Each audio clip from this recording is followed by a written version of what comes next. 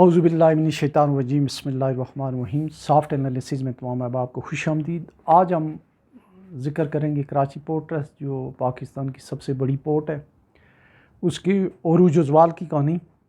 اور یہ جو آج بات چیت ہوگی اس میں کوئی ایسی نہیں ہے کوئی سنی سنائی، یا یہ میری اپنی ایکسپیرینس اور دیکھی ہوئی چیزیں ہیں۔ میں نے کچھ عرصہ وہاں کسی ادارے کے ساتھ کام بھی کیا ہے ود ان دی پورٹ، اور 7-8 سال ان کے مختلف 3 جگہوں پہ فلیٹس میں رہا ہوں۔ میرے کزن تھے تو ان کی وساطت سے تو بے شمار میرے دوست ہیں، اور جو کے پی ٹی کے دوست ہیں ان سے معذرت کے ساتھ اگر انہیں کوئی چیز بری لگی تو سب سے پہلے جو ہے وہ ہم دیکھ لیتے ہیں کہ ایک تو ہم بات کریں گے اس کے پی ٹی کیسا ادارہ تھا آج سے 35-40 سال پہلے، پھر جو ہے وہ یہ یہاں تک کیسے پہنچا، آخر میں اس کا ایک لائٹ ہاؤس ہے جو منوڑے میں ہیں، تو پورٹ پہ لائٹ ہاؤس، پرانے لائٹ ہاؤس کیسے کام کرتے تھے اس پہ بات کرتے ہیں۔ تو اب ہم آتے ہیں اپنے اوریجنل جو سبجیکٹ ہے اس پہ۔ کراچی پورٹ ٹرسٹ 1887 میں جو ہے انگریزوں نے قائم کیا تھا، اور یہ جو شمال مشرقی پورا شمال مغربی پورا علاقہ تھا ہندوستان کا، اس میں جے پور، جودھ پور، ایسٹ ویسٹ پنجاب دونوں، اور راجستھان کے علاقے، کشمیر، اور یہ ہمارا پاکستان پورا، اور ساتھ افغانستان، ان کے لیے جو ہے وہ امپورٹ اور ایکسپورٹ جو ہے اسی پورٹ کے ذریعے ہوتی تھی۔ میں نے جو ہے وہ 80 کی دہائی سے دیکھنا، 79 سے آنورڈ دیکھنا شروع کیا، اور 81-82 میں نے کام بھی کیا ہے وہاں پہ۔ تو یہ ادارہ بہت ہی وسائل والا، بہت ہی بڑا ادارہ تھا۔ اس کی ہزاروں ایکڑ زمین، ہزاروں اس کے فلیٹس، مکان، playground, school, dispensaries, hospital, head office بڑا زبردست۔ اور اس میں جو اس کی جو ہے 16 اور 8 24 16 برتھیں ایسٹرن واف پہ تھیں، 8 ویسٹرن پہ۔ بہت بڑا پیٹروکیمیکل کمپلیکس جس پہ جو ہے وہ تیل کی امپورٹ ہوتی تھی، اور کوئی چیزیں شیرہ وغیرہ ایکسپورٹ بھی ہوتا تھا، وہ پورے کا پورا۔ اور اس سے ہٹ کے جو ہے وہ ایک بہتر جو ہے وہ لوگوں کو 15,000 لوگوں کو جو ہے وہ سویلین لوگ جو تھے اس میں ملازمت کرتے تھے۔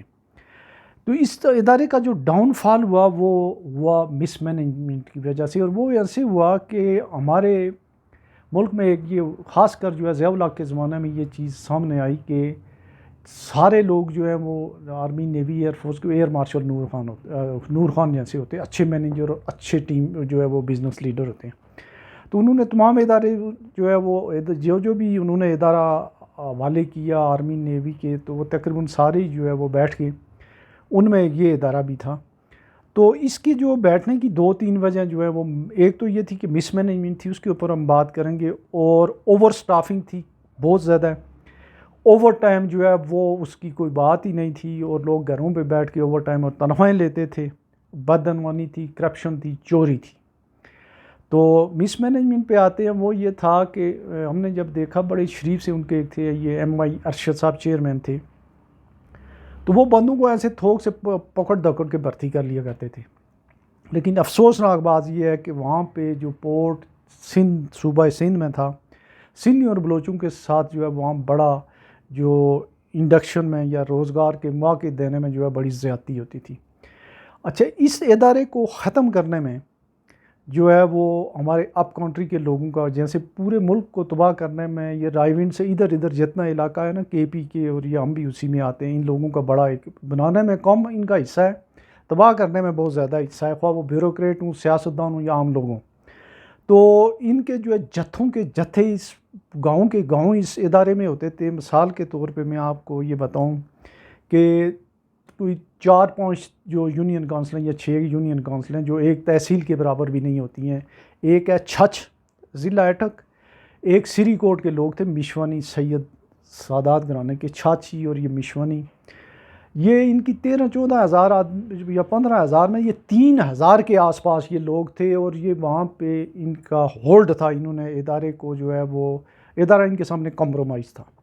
جو چھاچیوں کے 2 لیڈر ہوتے تھے، ایک ہوتا تھا لالا اکبر، میں نے اس کو کبھی نہیں دیکھا، لیکن وہ ایک کوئی مطلب کوئی بلگیٹ ٹائپ کی چیز لوگ اس کو سمجھا کرتے تھے۔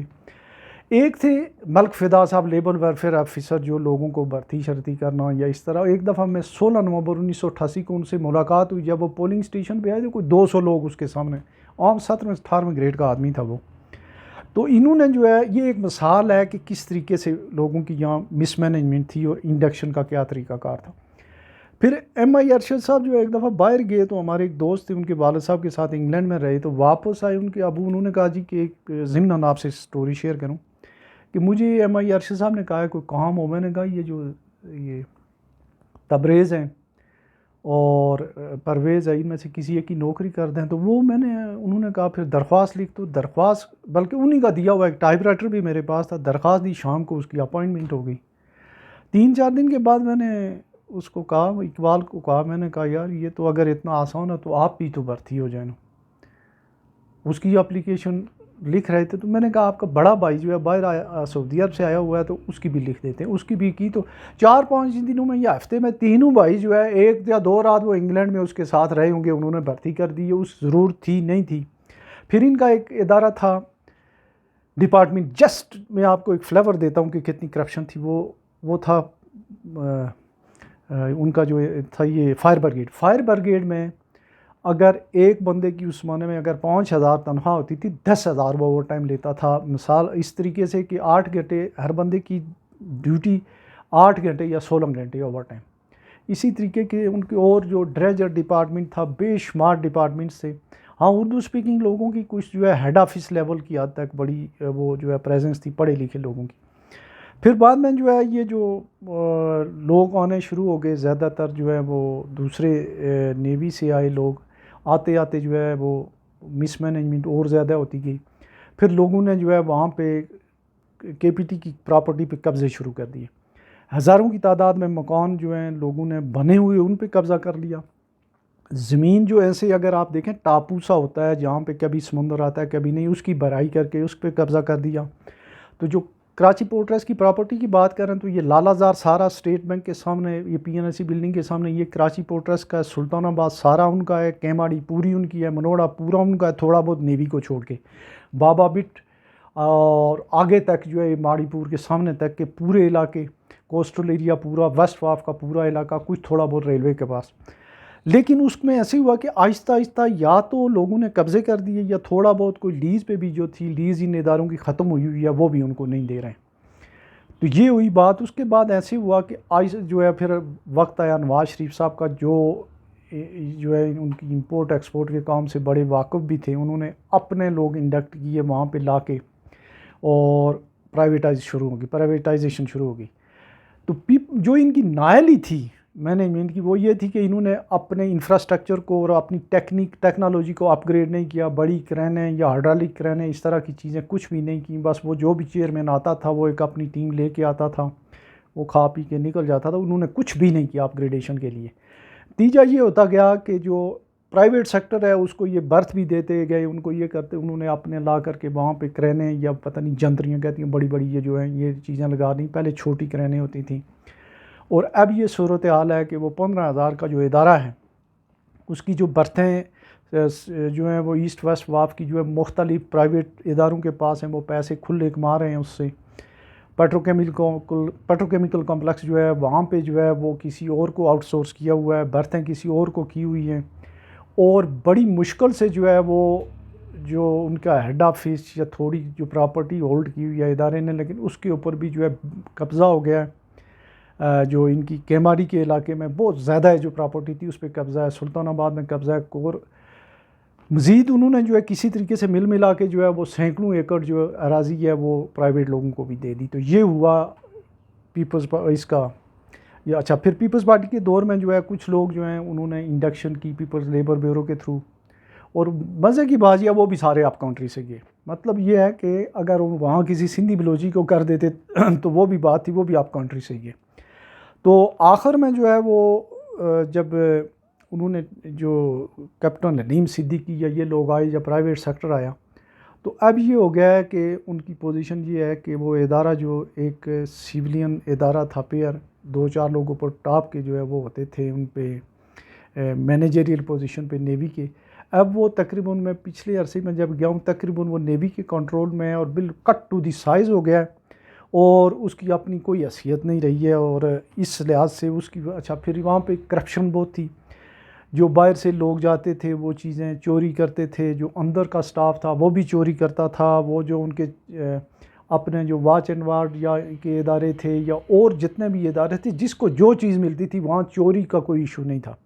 پھر وہاں پہ کوئی ٹرمینالوجی استعمال ہوتی تھی، وہ بھی میں آپ سے شیئر کروں کہ مثال کے طور پہ میں وہاں پہ کام کرتا تھا، بوری کو گونی کہتے تھے، اور شمال کی طرف اگر موو کرنا ہو تو اس کو کراچی، جنوب کی طرف ہو تو منوڑا، پھر سپروائزر کو سرنگ، ٹنڈیل، اس طرح کی چیزیں تھیں۔ بڑا مزے کا جو ہے ایک سما ہوتا تھا۔ یہ تو ضمناً میں نے بات کی، تو یہ تو رہی کہانی ہماری کراچی پورٹ ٹرسٹ کی، جو آج کل بالکل کٹ ٹو دی سائز ہے۔ اچھا، اس کا لائٹ ہاؤس جو ہے وہ یہ منوڑے پہ ہے، تو یہ میں بات کر رہا ہوں جب یہاں فیکس نہیں آئی تھی یا کمپیوٹرائز سسٹم نہیں تھا اس زمانے میں، تو یہ ایئرپورٹ پہ ہوتا تھا۔ تو ہم ایک دفعہ رات کو گئے تو جہاز جو 10-15-20 کلومیٹر دور تھے، تو جو بھی جہاز باہر سے گزرتا تھا وہ کوئی کمیونیکیشن کرتا تھا کہ یہ کون سی جگہ ہے، جس نے اگر لنگر انداز ہونا ہو تو ٹھیک ہے، اگر کسی نے پانی لینا ہو یا تیل یا کوئی ڈیزل پیٹرول، یہ ساری چیزیں اس کی کمیونیکیشن کیسے ہوتی تھی۔ اچھا، وہاں جہاز سے جو ہے وہ باقاعدہ ایسے لائٹ جو ہے نا، ایسے لائٹ آتی جاتی تھی، تو جب وہ لائٹ وہاں سے آتی تھی تو ہم بیٹھے ہوئے تھے یہ جو آپ کو نظر آ رہا ہے لائٹ ہاؤس، اس کے سامنے مکان کی چھت پہ۔ اچھا، وہاں ٹیلی پرنٹنگ چلنا شروع ہو جاتا تھا۔ اچھا، پھر یہاں سے جب لائٹ جاتی تھی تو وہاں کا تو ہمیں نہیں پتا تھا کہ جہاز بہت دور تھے، تو وہ 2-3 گھنٹے ہم نے بڑے وہ دیکھا، اور اس کو پھر دوسرے دن میں نے دیکھا بھی کہ وہ کوئی ایک ہندو نام کے کوئی ایک کنٹریکٹر تھے جنہوں نے یہ بنایا تھا، پتھر کا بنا ہوا بڑا زبردست یہ جو ہے یہ سسٹم تھا اس کا۔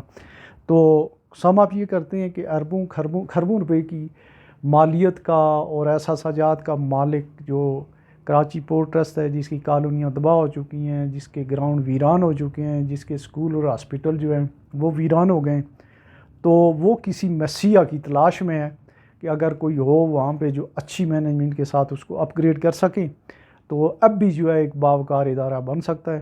تو ہوپ فار دی بیسٹ، اپنا بہت سارا خیال رکھے گا، اللہ حافظ۔